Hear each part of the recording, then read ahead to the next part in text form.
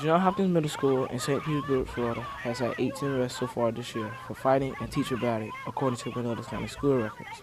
In 2009-2010 school year, the National Center for Education Statistics reported double the amount of violent incidents in middle school than in high school. In that same year, Johns Hopkins had more than 100 arrests. Fights are a big thing that happen at every middle school. I've been in 2 fights out of this year, 2011, because about drama and rumors spreading around the school talking about this girl wanted to fight me, stuff like that.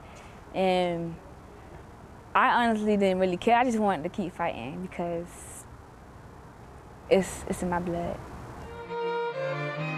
Although Johns Hopkins is a magnet school for the arts and communication, 77% of its students live at or below the poverty line. The neighborhood surrounding the school has a history of violence and crime. I do believe that schools are a microcosm of society, which means that if you put a school in the middle of a community, and I can almost guarantee that things that are going on within that community will carry over into the school. I've been here going on 13 years, and I've been here when there's been Asian gangs, neighborhood gangs. I've been here through all of it. When you have a disagreement in the neighborhood, the easiest place to find the person is at school because you all go to school together. It just makes it a common place for you to settle your disagreements. 59% of the students that go to Johns Hopkins live within walking distance to the school. The Citrus Grove apartment complex right across the street has seen its share of violent crimes. In 2010, a police officer was shot and killed in the neighborhood. While police searched for the suspect, Johns Hopkins was closed for the day and students had to go to another school. After a day of searching, 16-year-old Nicholas Lindsay was caught and charged with the officer's murder. Lindsay is a former student at Johns Hopkins Middle School. Our kids do a pretty good job of learning those rules in the community, in the neighborhood, the do's, the don'ts. And part of the problem comes in where kids take those rules from the community and try to apply them within this setting, and they don't work.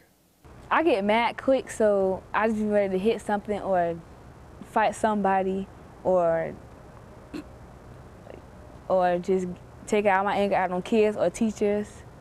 A lot of the situations that we have, particularly on our campus, are situations that have started off campus where students have had a situation playing in their neighborhood the night before and there's some sort of disagreement, and then when they come to school, by the time they've gotten to school, other students have heard about it, and then it's mushroomed into an event where now they're so angry about it and they don't know how to talk about it with anybody, they just want to fight. Students at Johns Hopkins say that by the time most students fight, they usually don't even know what they're fighting for. The fight started when I walked in the cafeteria.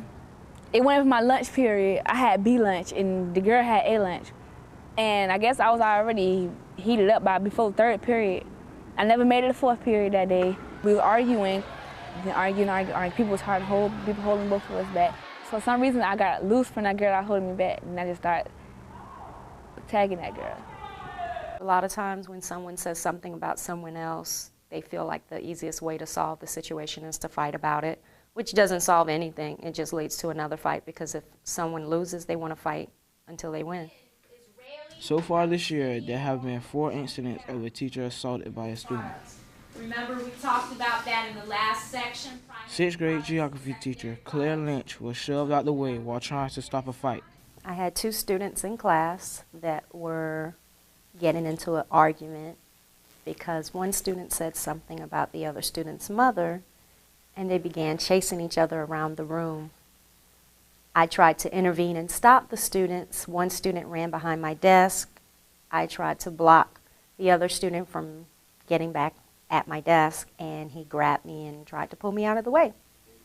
According to the principal, Johns Hopkins has had an increased number of teacher assaults because teachers are trying to prevent violence. The school board has placed me in a position, as well as our assistant principals and teachers, in a position to enforce district policies and procedures.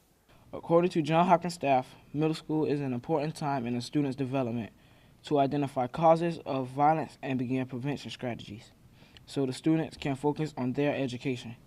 Middle schools, they have a tendency of not caring, not realizing how serious it is. High school kids, they begin to get the picture that they have to do something with their life. They got to get an education to move on to do other things. We have our prevention specialists who work with the students. They are in classrooms and they go in and they do classrooms and they visit them and talk to the students about ways to handle conflicts. The administration has put prevention in place at the school, but they say it is important for parents and the community to help with prevention in their neighborhood. The parents of the middle school students in this generation, I think being more of an advocate, being more involved, coming out, meeting your child's teacher, you've got to be involved, because if you're not an advocate for your child, you can't depend on the school system to do it.